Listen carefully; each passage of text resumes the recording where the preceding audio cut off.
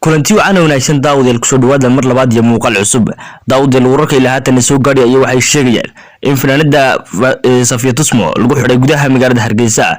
fanaanadii reer Mareykan ee daawudeel kasoo kicitantay daawudeel dalka Mareykanka gaar ahaan magaalada Ohio Columbus ayaa daawudeel waxay daawudeel ku joogtay boqosho Somaliland muddooyinka ugu dambeysay iyadoo safar ku kala bixinaysay daawudeel magaalooyinka Hargeysa, Boorama iyo sidoo kale daawudeel Berbera.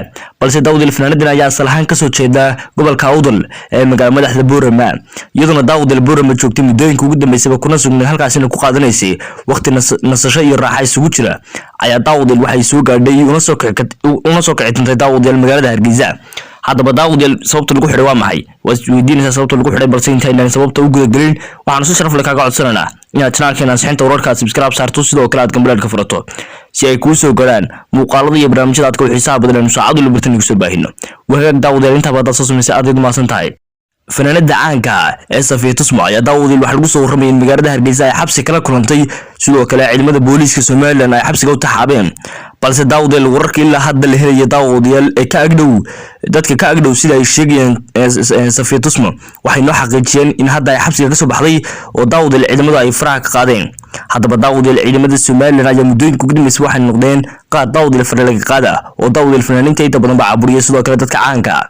haddaba daawudeel sababta lagu xidhay ma cadda, balse daawudeel waxa la sheegay in lagu arkay arrimo dalka daawudeel khalkhal gelin kara. haddaba daawudeel uma maleynayna in inagu ay sameyn karto Safiya Tusmo arrimo dalka khalkhal gelin kara.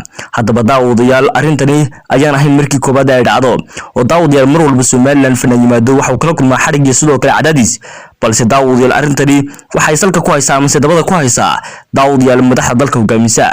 haddaba daawudeel wixii arrintani ka soo kordha muuqaalkeena dambe iyo sidoo kale wararkeena dambe aad ka maqli doontaan. daawudeel intaas muuqaalkeena ku soo koobina waxaan si sharaf leh kaaga codsanaynaa inaad sii share garayso muuqaalka si uu gaadho dad Soomaaliyeed oo aad u tiro badan oo ay wax uga ogaadaan xadhiga fanaanada daawudeel. idinkuna daawudeel aad idin mahadsantihiin.